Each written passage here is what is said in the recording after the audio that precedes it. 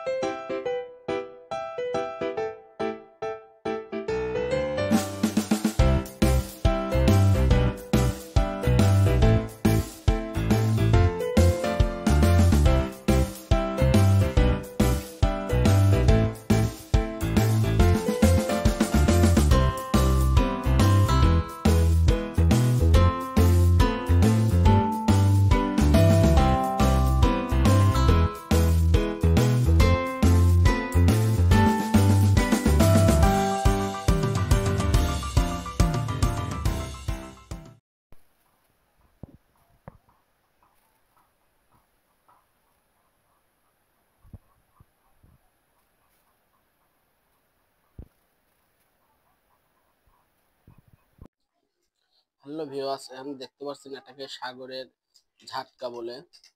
আর এই মাছটা এরকম করে ভুনা করে রান্না করবেন, ঝোল ছাড়া, আপনাদের অনেক ভালো লাগবে। দেখতে পাচ্ছেন চমৎকার চমৎকার একটা কালার। আর এই মাছটা খেতেও একদম ইলিশ মাছের মতো।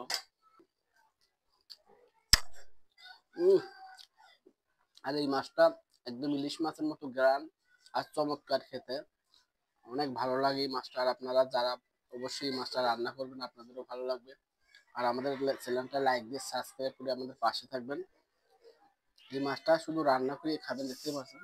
কারণ এই মাছটা কাটা আছে, আর ভেজে খেলে তেমন একটা মজা লাগবে না। মাছের তেল আছে, অনেক ভালো লাগে খেতে।